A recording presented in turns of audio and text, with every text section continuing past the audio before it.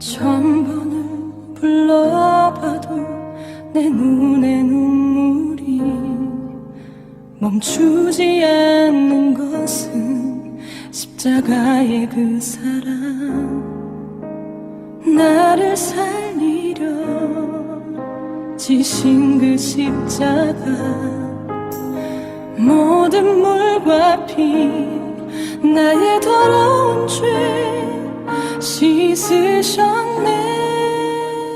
샤론의 향기.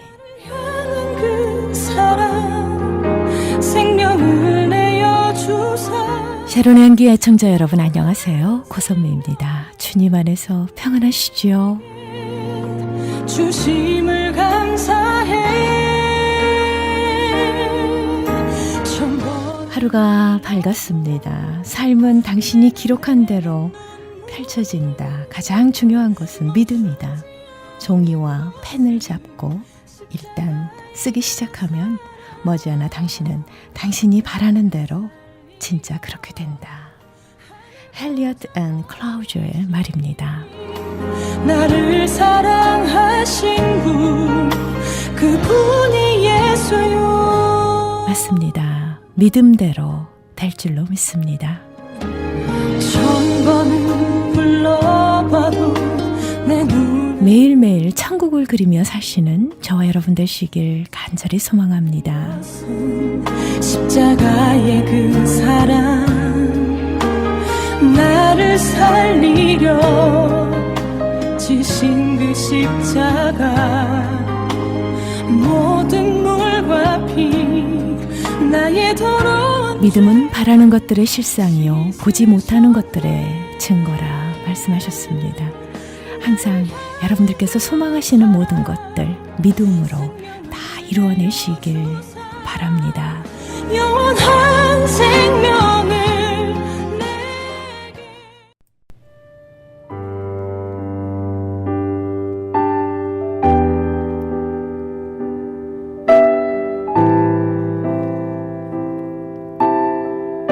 영생의 축복의 주인공 저와 여러분 되시길 간절히 소망합니다. 여러분과 함께 기도로 만들어가는 크리스천 헤럴드 선교방송 샤론의 향기 함께하고 계십니다. 샤론의 향기는 저희 크리스천 헤럴드 웹사이트 www.chtv1888.org로 들어오셔서 CH라디오를 클릭하시고요. 다시 듣기를 클릭하시면 편안한 시간에 함께 하실 수 있습니다.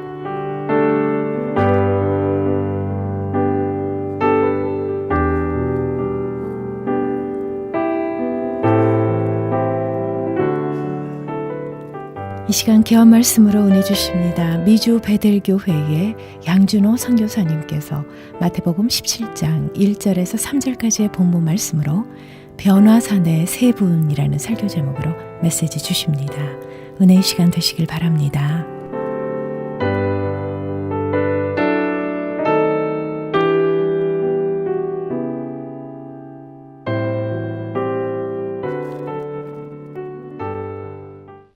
말씀을 보겠습니다. 엿새 위에 예수께서 베드로와 야고보와 그 형제 요한을 데리고 따로 높은 산에 올라가셨더니, 그러니까 엿새 후라는 것은 베다니에서 베세다에서 맹인을 고치고 그 다음에 베드로로부터 주는 그리스도요 살아계신 하나님의 아들이다라는 신앙 고백을 받고 난 후에 엿새 후입니다. 그 엿새 후에서 높은 산에 올라갔다는 게 우리 신학적으로 변화산을 얘기해요. 그들 앞에서 변형되사 그 얼굴에 해같이 빛나며 옷이 빛같이 휘어졌더라. 그때의 모세와 엘리야가 예수와 더불어 말하는 것을 그들에게 보이거든. 세 분이서 말씀하시는 것을 같이 갔던 베드로와 야고보와 요한이 보았다라는 이야기입니다. 근데 오늘 왜 거기 이 세 분들이 모였을까? 오늘 이 이야기를 좀 해보겠습니다. 왜 세 분들이 모였고 이 세 분들은 어떤 공통점이 있고 이 세 분들의 마지막은 어땠는가에 대해서 한번 살펴보고 과연 우리는 어떻게 인생이 끝날 때 어떤 종말을 맞이하면 좋을까에 대해서 한번 말씀 나눠보기로 하겠습니다. 우선 그 세 분은 전부 다 40일을 금식한 분들인데 우리가 그 예수님 금식하신 거에 대해서는 너무 잘 아시는 말씀이라 길게 얘기하지 않겠습니다. 마태복음 4장 2절에 보니까 40일을 밤낮으로 금식하는 후에 줄이신지라. 이 그 40일을 금식하는 후에 마귀한테 그 시험을 세 가지를 받죠. 예, 그때 40일을 금식했다는 것은 우리가 이제 다 아는 이야기이기 때문에 길게 부연 설명은 드리지 않겠습니다. 그러면 그 모세의 금식을 좀 보겠습니다. 모세는 그 십계명을 받으러 하나님한테 이제 올라갑니다. 올라가는데 시내산으로 올라가는데 그 시내산이 곧 호렙산이라고도 그럽니다. 그래서 시내산에 올라가는데 가서 하나님 앞에서 40일을 금식, 물도 먹지 않고 금식을 하고 나서 거기까지만 읽어보겠습니다. 신명기 9장 9절에 보니까 그때 내가 돌판들 곧 여호와께서 너희와 세우신 언약의 돌판들을 받으려고, 그러니까 언약의 돌판은 그 십계명을 말씀하는 겁니다. 받으려고 산에 올라가서 40주 40야를 산에 머물며 떡도 먹지 아니하고 물도 마시지 아니하였더니, 그러니까 40일을 이제 그 금식했다는 게 여기 나오지 않습니까? 그죠? 떡도 먹지 아니하고 물도 마시지 않았다. 40주 산에 머물면서. 근데 그리고 나서 이제 그 돌판을 가지고 십계명을 받아갖고 옵니다.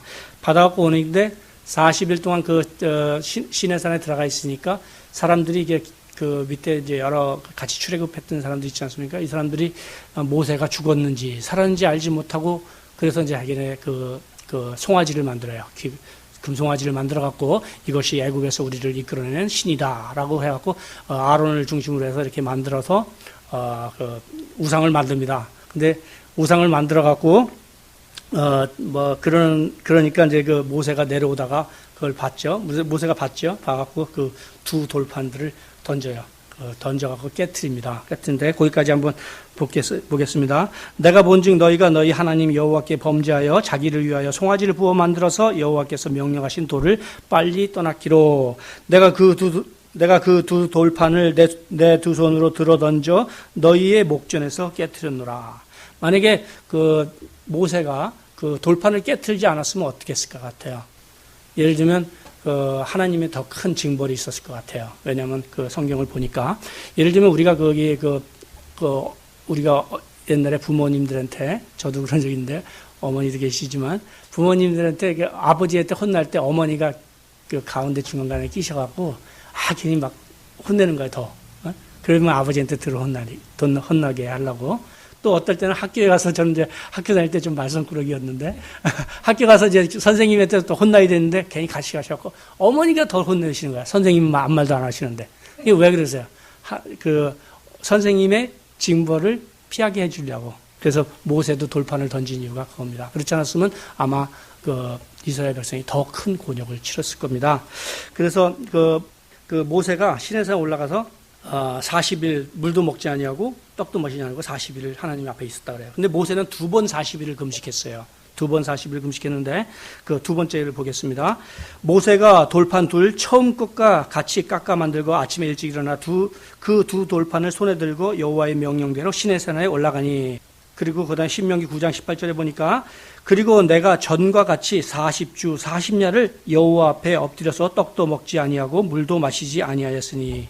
전과 같이, 전에와 같이 떡도 먹지 않고 물도 마시지 않았고 40일을 두 번을 모세는 40일을 두 번 금식한 거죠. 근데 또 재밌는 거 보면 그 뒤를 읽어보면 돌판만 갖고 오라는 게 아니라 그 괴를 만들어 갖고 오라 그래요. 모세가 또 돌판을 깰까봐 하나님께서 나무 괴를 만들어 갖고 오라고 합니다. 그래서 그 괴에다 넣고 이제 모세가 시내산을 내려오는 것이 성경에 나와 있습니다. 그러면 이제 그 세 번째로 금식한 사람. 아까 변화산에서 보통 예수님, 그 다음에 모세까지는 우리가 이제 금식한 것을 우리가 성경을 통해서 보지 않았습니까? 그런데 그 세 번째 금식한 사람이 엘리야에 대해서 보겠습니다. 엘리야는 잠깐 읽어보겠습니다. 열왕기상 17장 1절 길앗에 우거하는 자 중 디벳 사람 엘리야가 아합에게 말하되 내가 섬기는 이스라엘의 하나님 여호와께서 살아계심을 두고 맹세하노니 내 말이 없으면 수년 동안 비도 이슬도 내리지 아니하리라. 그러니까 예를 들면 길앗에 우거하는 그 엘리야라는 사람이 있습니다. 엘리야라는 사람이 아합이 있는 게 누구냐면 이스라엘의 왕이에요. 예를 들면 그 첫 번째 다윗이 남북 통일을 해갖고 하나의 이스라엘이 되지 않았습니까? 하나의 이스라엘이 됐는데 그 솔로몬이 그 후계를 이어받고 솔로몬이 그 나중에 그 첩이 많아서 그 첩들이 섬기는 신들을 섬기게 돼요. 그래서 하나님께서 내가 너 때는 그만두지만 네 아들 때는 나라를 둘로 나누리라 해갖고 르호보암 때 여로보암이라는 북이스라엘을 만들게 됩니다. 그러니까 우리나라랑 비슷하죠. 남북으로 나뉘게 됩니다. 남북으로 나뉘는데 아래는 르호보암이 섬기고 저 나라를 차지하고 북쪽 이스라엘에는 여로보암이 섬기는데 여로보암은 매년 이스라엘 풍습이 이거 있어요. 매년 1년에 한 번씩은 하나님께 가서 예배를 드려야 되는데 예배를 드리는데 꼭 장소가 다른 데 있으면 안 되고 예루살렘 가서 예배를 드려야 돼요. 그러면 예루살렘이 어디에 속해 있냐면 남유다에 속해 있어요. 그러니까 북이스라엘 사람들이 남유다로 가요. 그러니까 그때 혹시 사람들이 마음이 변해갖고 모든 사람들이 다시 이렇게 르호보암을 따르지 않을까 생각했고 북쪽에다 우상을 만들어 놓습니다. 우상을 만들어 놓고 이것이 너희를 애굽에서 이끌어낸 신이다라고 그쪽에다 단을 하나 만들어요. 원래는 단을 두 개를 만들 수가 없어요. 하나만 딱 있게끔 돼 있는데 그래서 그때서부터 우상을 숭배하게 됩니다. 여러분. 그래서 그때 북이스라엘 사람들은 전부 다 그 왕들을 20명 정도의 왕들을 보면 전부 다 영적으로 타락했어요. 아마 교회 믿는 사람들하고 교회 안 믿는 사람하고 그 차이를 볼 수가 있을 것 같습니다. 그래서 그 중에 왕이 이름이 하나가 아합이에요. 아합인데 3년 동안 비를 내리지 않게 합니다. 3년 동안 비를 내리지 않게 하니까 농경 시대였고 가축을 키우던 시대에 3년 동안 비가 안 온다 그러면 그 왕 쫓겨나겠죠. 그죠? 왕이 쫓겨날 판에 생겼어요. 그래갖고 왜 이 비가 내리지 않나 생각해 보니까 엘리야가 그래서 비가 내리지 않는구나 해갖고 엘리야를 찾으려고 여기저기 다닙니다. 엘리야를 다니다가 오바냐를 통해서 거기 엘리야를 찾게 됐는데 엘리야를 찾았을 때 그 유명한 이제 갈멜산의 전투가 시작되는 겁니다. 갈멜산의 전투는 여러분들이 아시겠지? 갈멜산에 이제 바알 우상 섬기는 450명과 또 아세라상 섬기는 400명의 선지자들, 제가 얘기하는 우리나라로 따지면 땡중들이 모여갖고 이제 엘리야 한 사람하고 이제 대결을 합니다. 대결을 하는데 어떻게 대결을 하냐면 나무를 이렇게 이렇게 장작을 이렇게 쌓아놓고 그 위에다 각을 떠갖고 소를 올려놓습니다. 이렇게. 그래갖고 우리가 불을 붙이지 않고 불이 붙는 쪽이 너는 네 신의 이름을 불러라. 나는 우리 여호와 하나님 이름을 부를 테니까 불 붙는 쪽이 진짜 신이다. 그렇지 않으면 가짜다. 라고 불을 이제 대결을 합니다. 그 대결을 할 때 바알신, 아세라신 섬기는 사람들이 춤을 추고 칼로 자기 몸을 이렇게 좀 이렇게 하고 찍고 그래갖고 밤새도록 저녁 늦게까지 불렀는데 불이 안 붙죠. 가짜 신이니까 당연히 불이 안 붙었어요. 그래갖고 그러고 있는데 그 다음에 이제 엘리야 차례가 됐는데 엘리야는 오히려 불 붙여야 될 그 나무에다가 물을 부라 그래요. 물을 부었는데 물을 3번이나 갖다 부어요. 많은 물을 부니까 그 또랑에 물이 이렇게 흘렀다고 성경에 나와 있습니다. 또랑에 물이 흐를 정도로 물을 많이 붑니다. 그래서 그 다음에 엘리야가 기도하기를 이제 불을 내려달라고 기도했겠죠. 나를 내가 하나님 사람인 것을 알게 해달라. 그래갖고 했는데 하늘에서 불이 내려갖고 그 또랑에 있던 물까지 싹 훑어갑니다. 그 정도 불이 붙었어요. 그러니까 이방신 섬기는 사람들 850명 선지자가 모였으면 굉장히 많은 거죠. 그 다음에 엘리야 혼자고. 근데 거기에 있는 국민들이 다 모였을 거 아니에요. 그죠? 그 큰 전쟁. 그래서 그 국민들한테 얘기를 합니다. 저들을 잡아갖고 다 죽이라고. 그래갖고 그 골짜기에 내려가서 다 죽이는데 그것이 얘기하는 갈멜산 전투, 아니, 갈멜산의 대결이라고 합니다. 그래서 그것을 다 죽였는데 열왕기상 19장 1절에서 2절 보니까 아합이 엘리야가 행한 모든 일과 그가 어떻게 모든 선지자를 칼로 죽였는지를 이세벨에게 말하니 이제 이세벨에게 말한다. 이세벨은 누구냐면 거기 아왕의 마누라 와이프예요. 와이프예요. 근데 참 여기서 우리가 보면 좀 잘 생각해야 되는 거는 아합이 이세벨하고 결혼을 했는데 이세벨은 엣바의 즉 엣바엘 왕의 딸이라고 나와 있어요, 성경에. 그 바알을 섬기는 딸을 데리고 온 거예요. 그러니까 그 우상 섬기는 딸, 그 이세벨이 하나님 믿는 사람들 많이 죽이고 여기 바알로 다 채우려고 그랬죠. 그러니까 우리도 마찬가지로 그 자녀들 결혼시킬 때 믿는 사람을 찾아서 결혼시키는 게 중요한 것 같습니다. 그래서 그 이세벨의 이제 아합이 이제 이세벨에게 엘리야가 어떻게 일을 행했고 선지자들이 다 자기네 섬기는 그 땡중들이 다 어떻게 죽었는지를 설명하니까 이세벨이 그 엘리야를 죽이려고 그래요. 그래서 엘리야가 도망을 가게 됩니다. 도망을 가다가 지쳐서 로뎀나무 아래서 자포자기 해갖고 그럴 때 이제 천사라고도 그러고 하나님의 사자라고도 그러는데 영어 성경은 엔젤 오브 더 숯불에 구운 떡과 물 한 병을 줘갖고 그걸 먹게 합니다. 그걸 먹게 하고 그러니까 먹으니까 좀 힘이 나는 것 같은데 또 다시 누워요. 그러니까 2번 먹게 해요. 2번 먹게 해갖고 그 먹은 것을 힘입어서 하나님의 산 호렙까지가 아무것도 안 먹고 40주 40년 동안 아무것도 안 먹고 산 호렙이라는 게 뭐예요? 아까 호렙산이죠. 선이 있는데 신의 산 아까 나왔죠. 저기 언약궤를 받았던 모세가 언약궤를 받았던 신의 산, 그 똑같은 산을 이야기하는 것입니다. 그래서 열왕기상 19장 로뎀나무 아래 앉아서 죽기를 구하여 가로되 여호와여 넉넉하오니 지금 내 생명을 취하옵소서 나는 내 열조보다 낫지 못하나이다 하고 로뎀나무 아래 누워 자더니 천사가 어루만지며 이르되 일어나서 먹으라 하는지라 본즉 머리맡에 숯불에 구운 떡과 한 병 물이 있더라. 이에 먹고 마시고 다시 누웠더니 여호와의 사자가 또 다시 와서 어루만지며 이르되 일어나서 먹으라. 네 길을 이기지 못할까 하노라 하는지라. 이제 여기서 이제 40주 그 다음 줄이 이제 그 40일 금식하는 게 나오는데 잘 들어보십시오.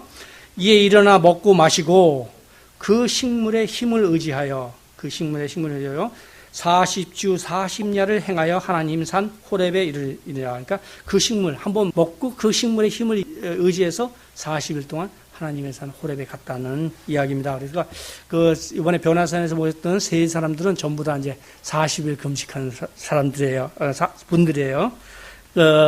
이분들이 뭐 40일 금식하지만 이분들이 또 돌아가신 게 참 좀 뭐랄까 제가 보는 관점에서는 참 한번 알아볼 만해요. 그래서 한번 보겠습니다. 예수님이 십자가에서 돌아가신 거는 여러분들 모두 다 알고 계실 겁니다. 십자가에서 어떻게 돌아가셨는지. 그러면서 또 부활하셔갖고 임마에도 나타나시고, 그 다음에 또 많은 그 마가다라방에도 나타나시고, 또 많은 사람들이 보는 데서 그 하늘로 올라가신 것을 잘 볼 수가 있어요.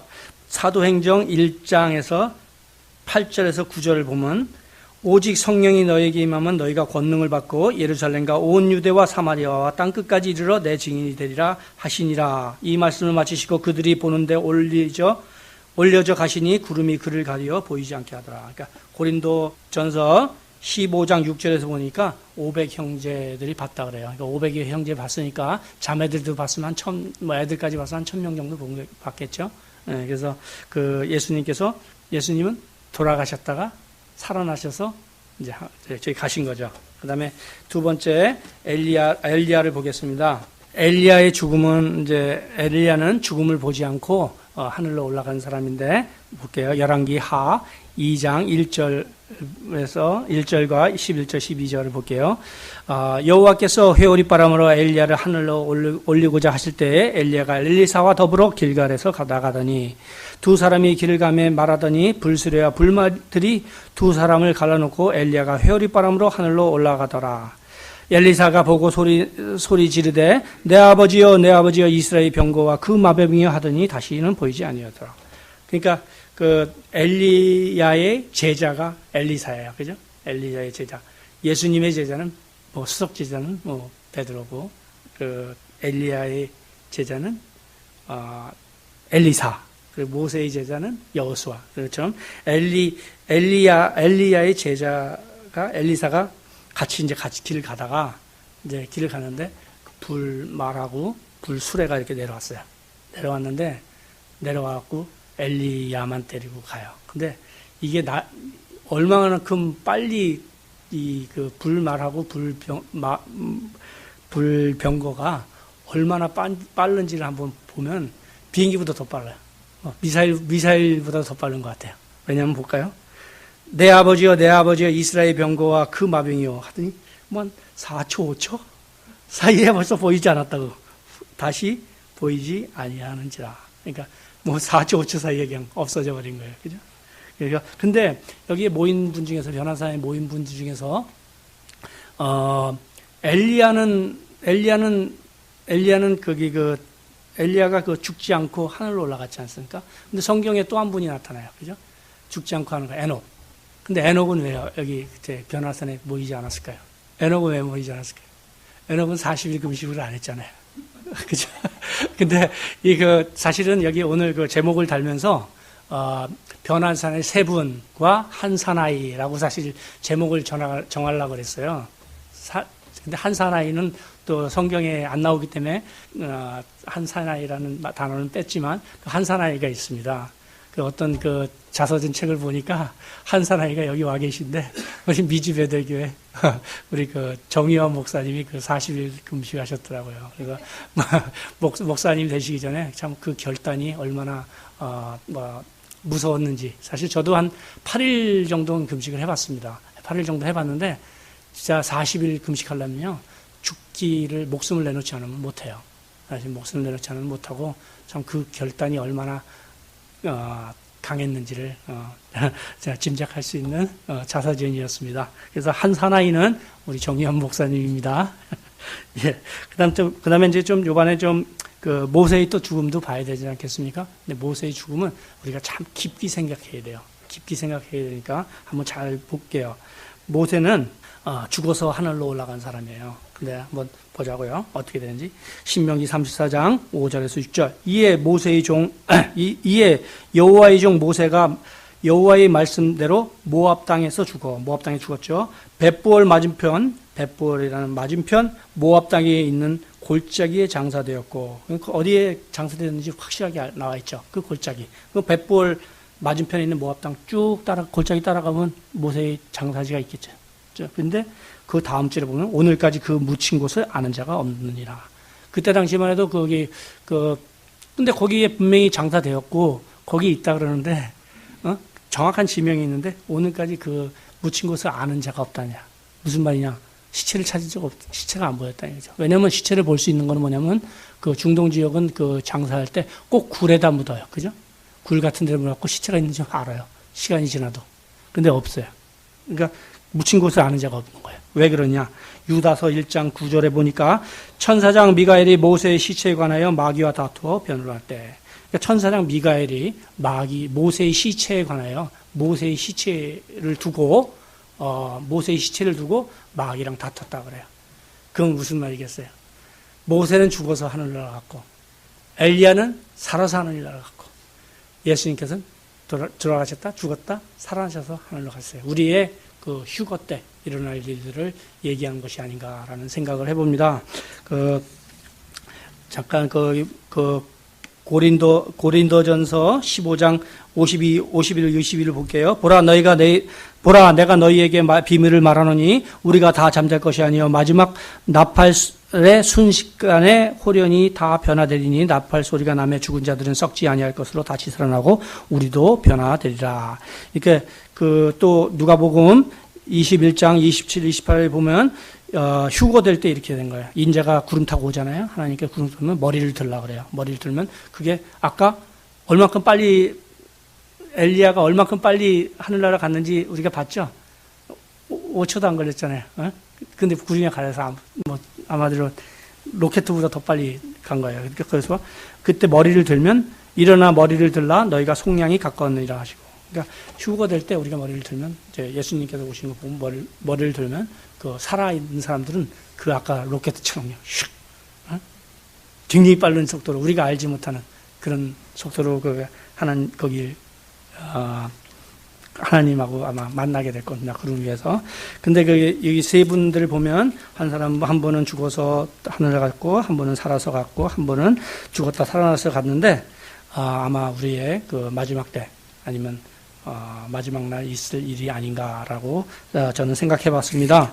근데 이분들이 오늘 여기 세 분 변화산에 모였는데 왜 모였겠어요? 그 뜻이 40일 금식한 사람들 공통점이 있고 또 죽음에 대한 그런 우리의 앞으로 휴거될 그런 일에 대한 마지막 때에 대한 일도 있다고 하더라도 이분들이 만난 이유가 뭐냐 이거야. 세부에서 무슨 얘기를 했냐는 누가복음 9장 31절에 보니까 장차 예수께서 예루살렘에게 별세하실 때 장차 예수께서 예루살렘에서 별세하실 것을 말하시죠. 그러니까 예수님이 어떻게 돌아가실까? 그거에 대해서 서로 상의했다는 얘기예요. 근데 영어 킹제임스 영어 성경을 보니까 accomplish 이거 뭐냐면 이루다, 성취하다. 근데 그 말이 빠진 것 같아요. 한국 성경에서는요. 보니까 장차 예수께서 예루살렘에서 돌아가시면서 성취하실 일을 말할세. 아마 돌아가시면서 어떤 일을 할 거냐, 돌아가시면 또 어떤 일이 일어날 것인가에 대해서 서로 상의했다고 누가복음 9장에서는 나갑니다. 근데 어떤 얘기를 했을 것 같아요? 이런 얘기를 하지 않았을까? 예수님께서 돌아가실 때 하신 얘기, 모든 걸 다 이루었다. 인간 구속, 또 죄를 진 사람들도 나만 믿으면 천국 갈 수 있다. 그 구속 사역을 다 이루었다라고 그 사역에 대해서 말씀하지 않았나 그렇게 생각합니다. 요한복음 3장 16절에 보니까 하나님이 세상을 이처럼 사랑하사 독생자를 주셨으니 이는 저를 믿는 자마다 멸망치 않고 영생을 얻게 하려 하심이라 라고 말씀하시죠. 그러니까 너무 우리 옛날에는 너무 하나님께 가는 법이 힘들었는데 예수 그리스도께서 예수 그리스도만 믿으면 이제 믿으면 누구든지 멸망치 아니하고 영생을 얻을 수 있는 길을 만들어 놓은 그런 일에 대하여 아마 그 변화산에서 토의를 하신 것 같아요. 그죠? 그러면 토의를 한 것 같은데 우리는 좀 어떨까요? 아까 어떤 장로님 찬양 예배 하시는데 이제 사는 날이 얼마 남지 않았다는 마음으로 이 찬양하자고 그렇게 말씀하시더라고요. 그래서 우리는 어떤가요? 우리는 예수님처럼 이렇게 모였을 때, 우리는 또 335 모였을 때 어떤 이야기를 합니까? 우리도 우리 교회가 요즘 힘든데 우리 좀 주머니 털어서 돈 좀 더 내자. 아니면 또 요새 목사님이 건강이 안 좋은데 우리 귤이라도 한 박스 갖다 드리자.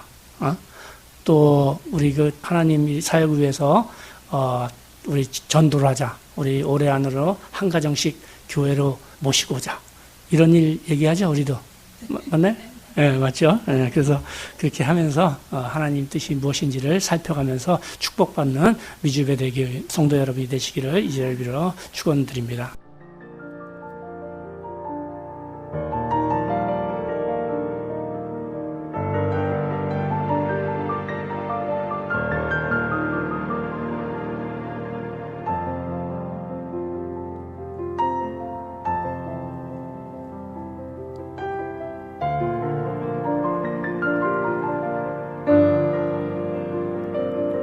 지금까지 미주 베델교회의 양준호 선교사님께서 변화산의 세 분이라는 설교 제목으로 축복의 말씀 주셨습니다. 은혜의 시간 되셨는 줄 믿습니다. 미주 베델교회의 위치는 158 사우스 웨스턴 애비뉴 수인 넘버 102호고요. LA에 자리하고 있습니다. 말씀 듣고 신앙상담 원하시는 분은 213지역 421-9191 213-422-9191으로 상담하시기 바랍니다.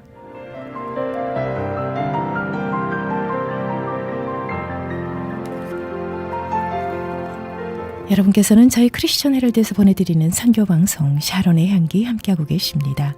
저희 크리스천 헤럴드는 신문과 라디오, 공중파 CHTV 18.88을 통해 예수 그리스도의 복음을 전하고 있습니다. CHTV 18.88은 다양한 프로그램으로 24시간 여러분과 함께합니다. 24시간 방송되는 모든 프로그램을 인터넷으로도 함께 하실 수 있는데요. 39년 전통의 크리스천 헤럴드 웹사이트 www.chtv1888.org로 들어오셔서 은혜로운 말씀과 함께 찬양, 교계 소식 등 다양한 정보를 함께 나눠주시면 고맙겠습니다. 여러분들의 많은 관심과 기도를 부탁드립니다.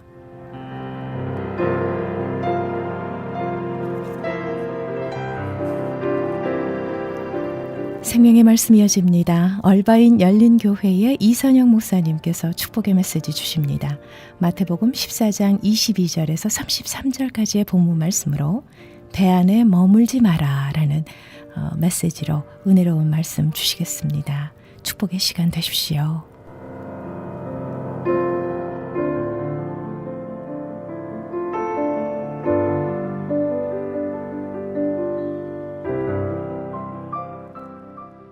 독실한 기독교 신자인 이비인후과 의사가 진료를 받기 위해서 많은 목사님들이 찾아왔습니다. 그날도 그 이비인후과 의사, 독실한 신자인 이비인후과 의사에게 두 분의 목사님이 연이어서 그 병원에 방문하셔서 진료를 받았습니다. 두 분 목사님 다 성대에 무리가 와서 이제 치료를 받으러 온 겁니다. 근데 이제 목사님께서 그 의사가 목사님에게 이제 처방을 하는 거예요. 그 이제 이비인후과 의사가 목사님에게 처방을, 첫 번째 목사님이 이렇게 처방을 합니다. 목사님, 성대를 너무 무리하게 사용하셨습니다. 설교하실 때 목소리를 조금 낮춰서 설교하시면 좋을 것 같습니다. 그렇게 첫 번째 목사님에게 처방을 했습니다. 이제 또 그 다음 목사님이 오신 거예요. 다음 목사님이 오셔서 그 이비인후과 의사가 또 이렇게 처방을 합니다. 목사님, 성대가 너무너무 혹사되었습니다. 성대에 무리를 주지 않도록 설교 시간을 대폭 줄여주시면 좋겠습니다. 그렇게 얘기를 하는 겁니다. 근데 다 진료가 끝난 다음에 그 옆에 그 이비인후과 의사가 그 처방을 준 걸 보고 그 간호사가 좀 의아하게 생각했습니다. 그래서 이렇게 질문한 거예요. 아니, 의사 선생님, 제가 볼 때는 두 분 목사님이 다 증세가 비슷한 것 같은데 왜 그렇게 처방이 다르지요? 라고 얘기했더니 바로 이 의사 선생님이 웃으면서 이렇게 대답했습니다. 두 번째 목사님은 우리 교회 담임 목사님이야. 그렇게 얘기를 했다는 거예요. 제가 이 얘기를 들으면서 성도들이 얼마나 목사님이 설교를 짧게 하기를 고대하고 있는지, 저희 교회도 저 만나면은 목사님 설교 짧게 해주십시오라고 늘 말씀해 주시는 분이 많이 있습니다. 저는 설교가 그렇게 길지 않는데 어쨌든 이 성도와 목회자의 그 굉장히 긴장 중에 하나가 설교의 길이 같아요. 그러니까 오늘도 제가 설교를 짧게 하겠습니다. 자, 오늘 우리 주제는요, 신뢰입니다. 신뢰. 세상은 보이는 것, 확실한 걸 추구합니다. 근데 사실 신앙은요, 확실한 것보다 보이지 않는 세계에 감추어지는 믿음, 하나님에 대한 신뢰를 추구합니다. 세상은 모든 정보를 동원해서 확실한 길이 뭐냐를 찾습니다. 그러나 신앙은 정보를 동원해서가 아니라 말씀을 통해서 보이지 않는 세계에 있는 하나님께서 열어주신 영적인 비밀들, 그 믿음을 찾아가는 것이 바로 신앙이다라고 얘기할 수 있습니다.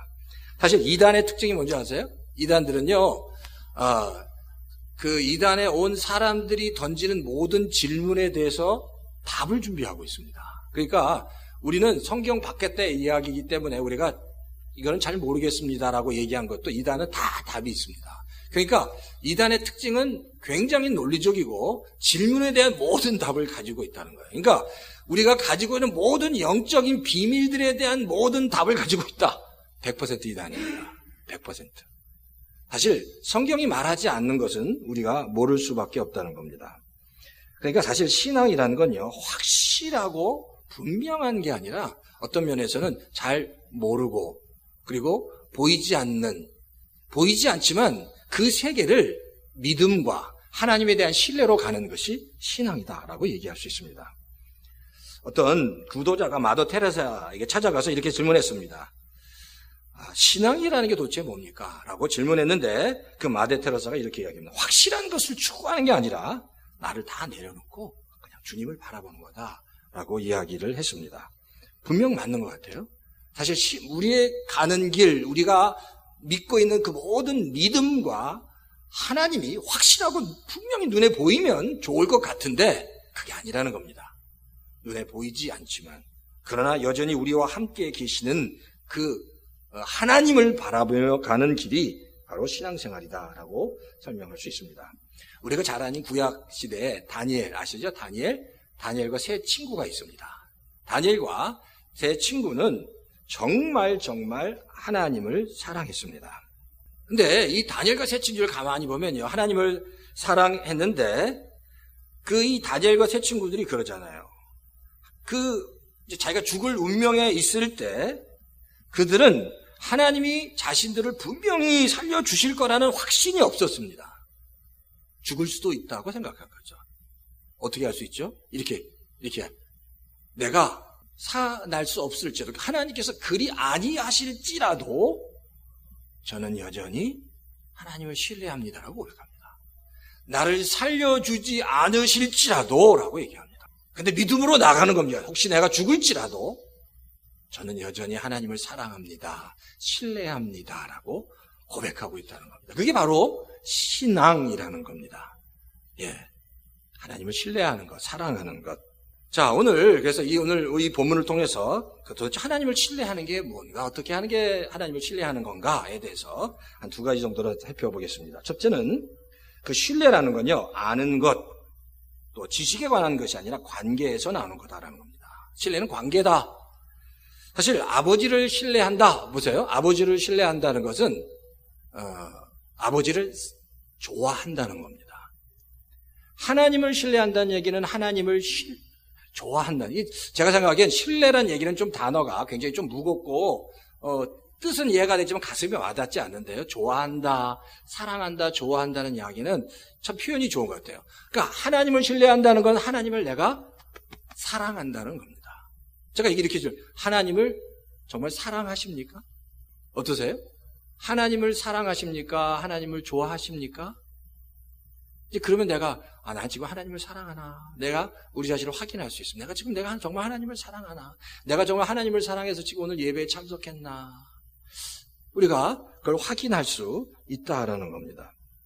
그러니까 신뢰한다는 것은 사랑한다라는 겁니다.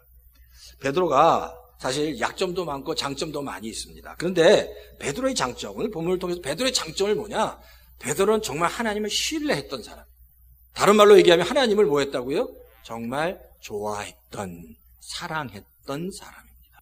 정말 사랑했던 사람이 베드로다라는 겁니다. 오늘 본문에 이거예요. 베드로가 지금 물 위를 걸어오시는 예수님을 본 겁니다. 사실 지금 이 사건 전에는 예수님께서 12제자와 오병이어의 기적, 오병이어의 기적으로 수없이 많은 사람들을 다 먹이신 다음에 그날 저녁에 예수님은 산에 기도하러 올라가셨고 제자들은 먼저 배를 태워서 보낸 겁니다.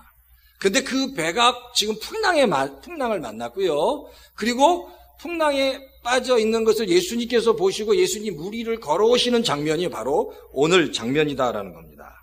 근데 예수님께서 물 위를 걸어오시는데 멀리서 누가 물 위로 걸어오는 것을 처음 발견한 사람이 베드로였던 것 같아요. 그리고 그 물 위로 걸어온 사람을 주목하다가 그분이 예수님이라는 것을 깨닫고 베드로가 28절에 보니까 베드로가 예수님에게 이렇게 얘기합니다. 주님이시면 나더러 물 위로 걸어서 주님께 오라고 명해 주십시오 라고 얘기합니다. 28절에 주님이시면 나로 물 위로 걸어오라고 말씀해 주세요 라고 베드로가 그렇게 예수님께 말씀드리는 겁니다. 자, 결국 이 다음에 베드로가 또 물에 빠지기는 합니다.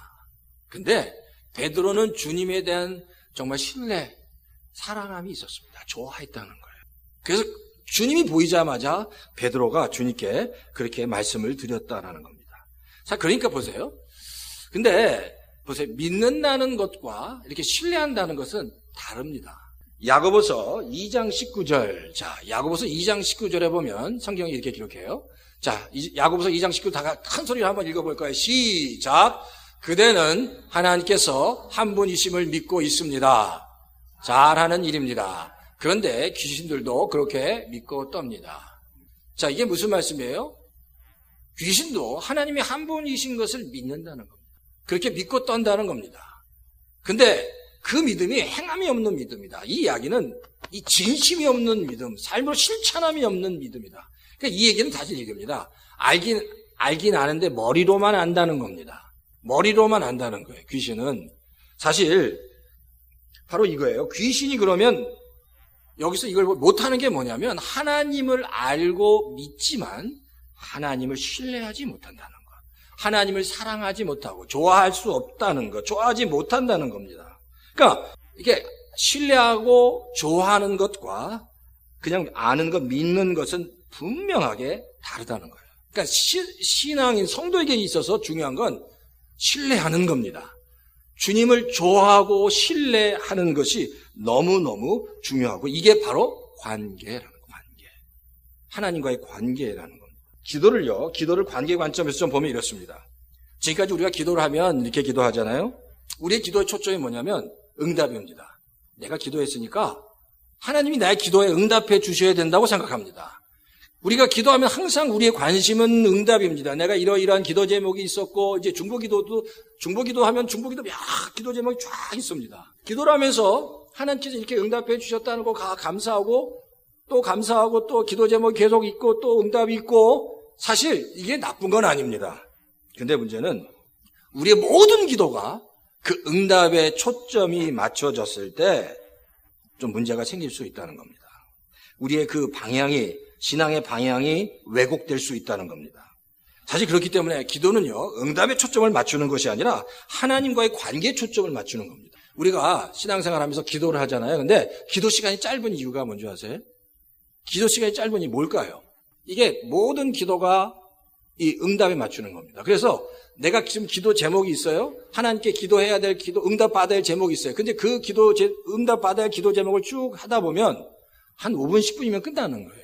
근데 이 기도를 그렇게 응답에 초점을 맞지 않고 관계에 초점을 맞추면 내가 사랑하는 사람과는 10분이고 20분이고 늘 같이 있을 수 있다는 거잖아요. 그러니까 기도가 관계에 초점이 맞춰지면 그 기도가 더 길어지고 더 깊어질 수 있다라는 겁니다. 그러니까 기도는 사실 응답의 초점이 아니라 하나님과의 관계, 하나님을 사랑하는 신뢰에 초점을 맞춰야 한다는 거예요. 그게 바로 하나님 중심적 기도라는 겁니다. 그 기도를 우리가 해야 된다는 겁니다. 사실 기도의 사람 하면 조지 뮬러라고 다 아시죠? 조지 뮬러라는 이야기를 참 많이 들어요. 목사님들이 조지 뮬러에 대해서 얘기를 많이 했습니다. 근데 조지 뮬러 하면 그 딱 떠오르는 게 뭐냐면 이런 아이디어입니다. 그리고 조지 뮬러에 관한 책 중에 5만 번 기도 응답의 비결입니다. 5만 번 기도 응답의 비결. 이게 조지 뮬러, 이 얘기가 뭘까요, 이가? 조지 뮬러는 정말 많은 기도 응답을 받았던 사람이다라는 것을 표현하는 거예요. 근데 사실 조지 뮬러, 이 책의 제목이 조지 뮬러가 쓴 게 아니라는 거예요. 그 후에 있는 조지 뮬러의 일대기를 쓴 어떤 편집자가 좀 뭔가 이렇게 사람들을 어트랙티브하게 좀 기도에 어떤 동기부여를 주기 위해서 쓴 제목일 뿐이라는 겁니다. 사실 조지 뮬러는 많은 기도 제목에 응답을 받은 사람이긴 합니다. 근데 조지 뮬러가요, 기도하면서 내가 꼭 이 기도에 대해서 응답 받아야겠다라고 그렇게 기도 응답에 집착한 사람이 절대 아니라는 겁니다. 조지 뮬러는요, 정말 열심히 기도하고 하나님께 나아갔지만 철저하게 하나님 중심적, 관계 중심적으로 기도했습니다. 조지 뮬러는 기도하고도 많이 했지만 하나님의 말씀을 늘 깊이 묵상했습니다. 말씀을 깊이 묵상하고 그리고 그 기도 가운데 늘 하나님 중심적으로 하나님과의 관계 가운데 기도했던 사람이 조지 뮬러였습니다. 그러니까 그 가운데 기도 응답이라는 열매가 맺어졌을 뿐입니다. 그럼 조지 뮬러의 모든 기도가 응답되냐? 그렇지 않죠. 그러니까 사실 기도는 뭐예요? 기도 응답에 초점을 맞추는 게 아니라 하나님과의 관계, 그리고 하나님 중심적으로 기도하는 겁니다. 하나님과의 관계 가운데 그 관계를 즐기면서 누리면서 기도하는 기도가 하나님께서 기뻐하시는 참된 기도라고 얘기할 수 있습니다.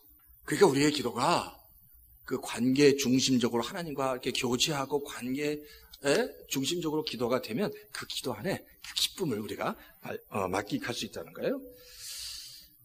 예를 들어서 우리 자녀를 위해서 기도하는 걸 한번, 부모가 자녀를 위해서 기도하는 걸 한번 예를 들어볼게요. 어떤 어머니가 대학 입시 이 앞에 둔 아들을 위해서 정말 열심히 기도했습니다. 이제 그렇잖아요. 한국에 보면 대학 입시 앞두고 기도 많이 하잖아요. 기도. 그렇죠? 기도 참 많이 합니다. 그래서 이제 기도 이제 한 100일부터 100일 작정 기도, 100일 새벽 기도, 100일 금식 기도, 철야 기도, 자녀들을 위해서 여러 가지 기도 그 프로그램들이 있습니다. 그러니까 이분도 금식 기도도 하고, 100일 기도도 하고, 또 작정 기도도 했습니다. 철야 기도도 했습니다. 근데 결과가 어떻게 됐을까요? 떨어졌습니다. 그렇게 기도했는데. 진짜 금식 기도, 작정 기도, 철야 기도, 새벽 기도, 100일 새벽 기도 다 했는데 떨어졌다는 겁니다. 근데 자기 아들이 대학 입시에 떨어진 다음에 시험이 들었는데 왜 시험이 들었을까요? 뭐 때문에 들었을까요?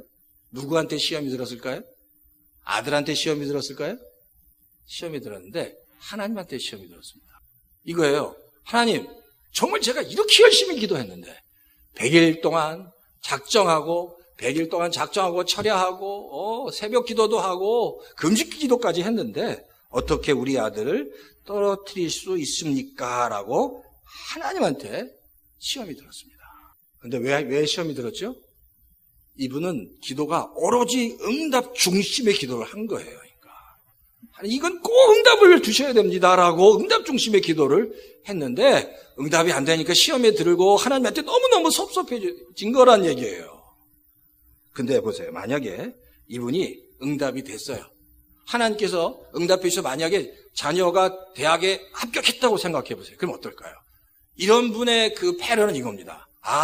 내가 100일 동안 작정 기도했고 금식 기도했고 철야 기도했기 때문에 됐다는 겁니다. 응답돼도 하나님이 아니라 내가 100일 동안 작정하고 새벽 기도하고 철야 기도하고 했기 때문에 하나님이 붙여주셨다는 거예요. 그러니까 떨어지던 붙던 다 이게 하나님과 상관이 없는 겁니다.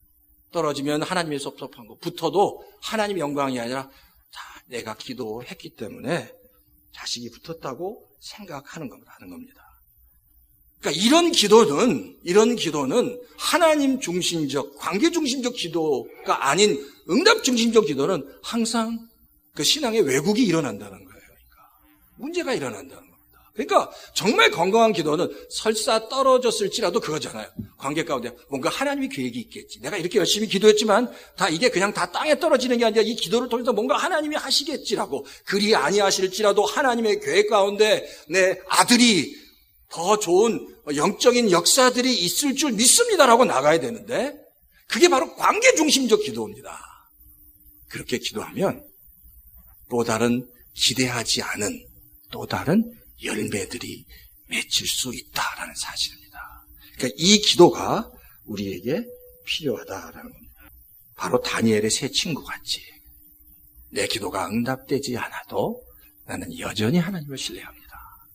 여전히 하나님을 사랑합니다.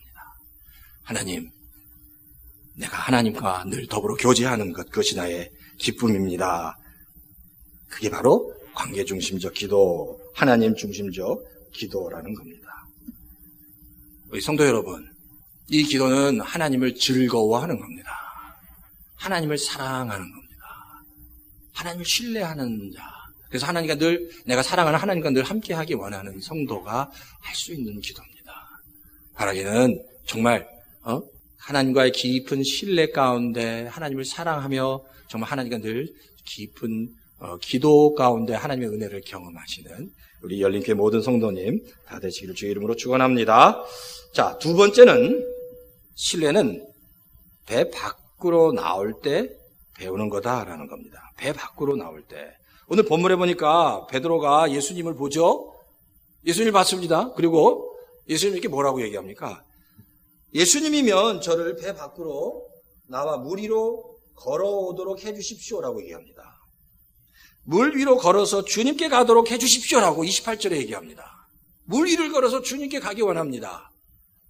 그러니까 29절에 예수님이 이렇게 얘기하세요. 29절에 예수님께서 그래 나에게 오너라. 그래 나에게 오너라 라고 이야기합니다. 그 이야기를 듣고 베드로가 배를 떠나서 물 위를 걸어서 예수님께 걸어갔다라고 얘기합니다. 바로 이때 배 밖으로 나왔을 때 베드로는 그때 주님을 신뢰한다는 것이 이런 거구나라는 사실을 깨닫게 됐다라는 겁니다. 사실 성도에게 있어서 베드로가 배 밖에 나오는 것처럼 성도에게 있어서 이게 배 밖에 나오는 일들이 인생의 광야를 경험할 때, 인생의 고난을 경험할 때 베드로가 배 밖에 나와서 정말 주님을 만나는 그런 경험들이 일어나게 된다는 겁니다. 사실 안전한 곳에 있을 때는 성도의 그 신앙이 자라지 않습니다. 정말 그런 것 같아요. 편안할 때는 절대 신앙이 성장하지 않더라고요. 광야에 있을 때, 고난 가운데 있을 때, 배 밖에 막 풍랑이 몰아치는데 정말 내가 나가야 되나 말아야 하나 이런 그런 상황 속에서 하나님을 경험하면서 성도들이 믿음이 자라고 성장하게 된다라는 겁니다. 그러니까 사실 배 밖에 나오는 역사, 안전한 곳을 떠나서 정말 광야 가운데, 고난 가운데 들어갈 때 하나님을 신뢰한다는 것이 뭔가를 깨닫게 된다는 겁니다. 구약에 보면 이스라엘 백성들이 이렇게 베드로가 배 밖에 나오는 것 같은 그런 경험을 하게 된 사건이 있습니다. 그게 뭘까요? 구약이에요? 바로 그게 포로 사건입니다. 많은 사람들이 그 이스라엘 백성이 이제 바벨론으로 포로로 갔는데 바벨론으로 포로 갈 때를 많은 사람들이 그렇게도 얘기합니다. 영적인 암흑기다. 왜냐하면 이스라엘 나라가 다 무너졌고 그리고 성전이 다 무너졌고 그리고 이제 더 이상 예배를 드릴 수 없기 때문에 이스라엘 백성이 그건 영적인 암흑기라고 얘기합니다. 그런데 영적인 암흑일까요? 그렇지 않습니다. 놀랍게도요. 이스라엘 백성이 바벨론의 포로로 잡혀갔을 그때는 이스라엘이 암흑기라고 얘기하기보다도 영적인 회복기였습니다. 그 기간 동안에 그 전에 없었던 사무엘 상하부터 시작해서 열왕기 상하, 역대 상하에 이르는 그 이스라엘 모든 왕족 가운데 일어났던 어떤 믿음의 사람보다 더 많은 믿음의 사람들이 그 영적인 암흑기라고 하는 포로 시대에 일어났다는 겁니다. 우리가 잘 아는 다니엘이 그렇고 에스겔이 그렇고 에스라, 느헤미야, 에스더, 학개, 스가랴 그리고 수룹바벨, 2차 성전 수룹바벨 성전을 지었던 수룹바벨, 여호수아 이 정말 기라성 같던 영적인 그 인물들이 그 포로 시대, 소위 영적인 암흑기라고 부르는 그때 일어났다는 겁니다. 뿐만 아니라 성경에 구약 성경에 보면 모세오경 잘 아시죠? 모세오경과 몇몇 성경을 빼놓고는 사실 사무엘 상하, 열왕기 상하, 역대 상하 그리고 모든 선지서들이 바로 이 포로기 이후, 포로기와 그 이후에 쓰여졌다는 거예요. 그러니까 이스라엘 백성이 고난 가운데 빠지기 시작하니까 오히려 더 내가 하나님을 알아야 되고 하나님 붙잡아야겠구나 생각하기 시작했고 하나님은 그런 백성들에게 말씀을 주시기 시작했습니다. 그래서 그 포로 시대에 이스라엘의 역사가 기록됐고 그래서 이 다윗 왕이 솔로몬이 그리고 르호보암과 여로보암 왕들이 그 후대 왕들이 뭘 잘못했고 뭘 잘했는지를 그들이 말씀을 통해서 확인하기 시작했다. 그게 이스라엘이 다시 포로 교환을 통해서 회복되면서 이스라엘의 이 정체성을 만들어 갔다는 겁니다. 그러니까 성도가 하나님의 자녀가 성장하는 건 고난 가운데, 광야 가운데라는 겁니다. 우리가 배 밖으로 나올 때 그런 역사가 일어난다는 겁니다. 사실 제가 지난 토요일 날 우리에 또 말씀을 드렸는데 바로 그거예요. 우리가 그 선교사님 중에 이용규 선교사님이라는 분이 있습니다. 이분은 내려놓음이라는 책을 썼어요. 근데 이용규 선교사님이 스팟라이트를 받는 이유가 뭐냐면 이분이 어쨌든 하버드에서 박사를 받았다는 겁니다. 그 어려운 하버드에서 그냥 석사도 아니고 그냥 학사도 아니고 박사를 받았는데 그러면 이제 여러 곳에서 이제 교수로 와달라는 콜이 있었는데 그걸 다 뿌리치고 몽골 선교사로 갔다는 거예요. 그래서 이 이용규 선교사님이 정말 한마디로 좀 떴죠, 그러니까. 그래서 정말 굉장한 좋은 영향력을 미쳤습니다. 근데 사실 1800년도 처음 우리 조선 땅에 많은 선교사님들이 오셨지만 우리 조선 땅에 오신 선교사님들의 대부분이 제가 여러분 아이비리그 정말 똑똑한 수재들이었습니다. 정말 똑똑한 수재들. 의사가 많았고요. 정말 거기서 그 자기 나라에서 정말 잘 살 수 있었던 수재들이었는데 하나님이 그들을 부르셨습니다. 근데 조선 땅에 와서 복음을 전할 때 일들이 다 순탄하게 처리된 것이 아니라는 겁니다. 오자마자 1년 안에 아내가 죽고 1살, 2살 된 딸과 아들이 죽어갔습니다. 복음을 전하면서 풍토병 때문에 음식이 맞지 않아서 그렇게 많은 자녀들이 와이프가 당신 스스로 다 복음 때문에 복음을 전하다 죽어갔습니다. 그러면 이들이 복음을 전하면서 반드시 이 조선 땅에 정말 하나님의 놀라운 부흥이 있을 거라고 확신했기 때문에 확신했던 하지 않았던 이들은 딱 한 가지입니다. 하나님을 예수님을 신뢰하고 사랑했기 때문에 왔습니다. 그리고 복음을 전했다라는 것. 당장의 열매가 없었지만 주님을 바라보고 이 땅에 왔다는 겁니다. 주님을 신뢰하니까. 그래서 자기 안전한 곳을 떠나서 주님이 가라앉고 정말 척박한 조선 땅에 와서 복음을 전했다는 겁니다. 그런데 그들의 흘린 땀과 피 때문에 우리 조선 땅에 열매가 맺어진 건 그 다음 얘기예요. 열매가 맺어졌지만 그걸 꼭 기대하는 열매가 맺어지지 않을지라도 하나님을 신뢰하기 때문에 왔다. 근데 그들이 오지 않았다면 아무런 열매도 없었겠죠. 우리가 신앙생활이라는 게 그렇습니다. 내가 뭐가 나에게 give and take 뭐가 있을 테니까 한다는 게 아니라 상관없이 하나님을 사랑하니까. 그 상관없이 내가 하나님을 사랑하니까, 좋아하니까, 신뢰하니까. 이런 것 같아요. 위험에는 실패 가능성이 늘 있습니다. 위험에는 실패 가능성. 근데 중요한 건 그것 같아요. 실패 가능성이 있다면 바로 그거예요. 그래서 우리가 배에서 나온다면, 배 밖으로 안전한 곳에서 밖으로 나온다면 두 가지 일이 일어나겠죠. 첫 번째가 실패하는 겁니다.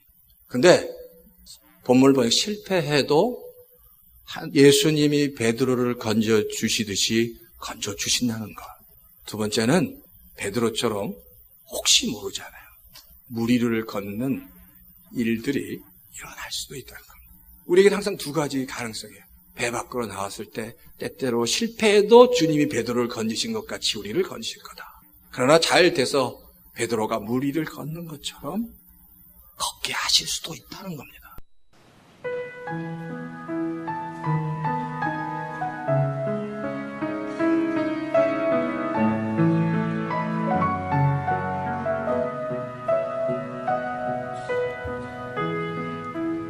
지금까지 얼바인 열린교회의 이선영 목사님께서 은혜 주셨습니다. 마태복음 14장 22절에서 33절까지의 본문 말씀으로 배 안에 머물지 마라 라는 설교 제목의 메시지였습니다. 축복의 시간 되셨는 줄 믿습니다.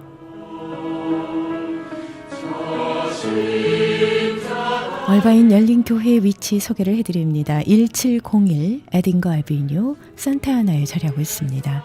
말씀 듣고 신앙상담 원하시는 분은 714지역 647-9161 714-647-9161번으로 상담하시기 바랍니다. 지금까지 여러분께서는 저희 크리스천 헤럴드에서 보내드리는 선교방송 샤론의 향기 함께 하셨습니다. 주 은혜 강가로 은혜로운 찬양 함께 하시면서요. 샤론의 향기 여기서 마무리하겠습니다. 함께 해주셔서 고맙습니다. 복된 하루 되시고요. 우리 주님으로 인해서 하루 종일 기뻐하시고 행복한 날 되십시오. 지금까지 저는 고선미였습니다. 고맙습니다. 사랑합니다.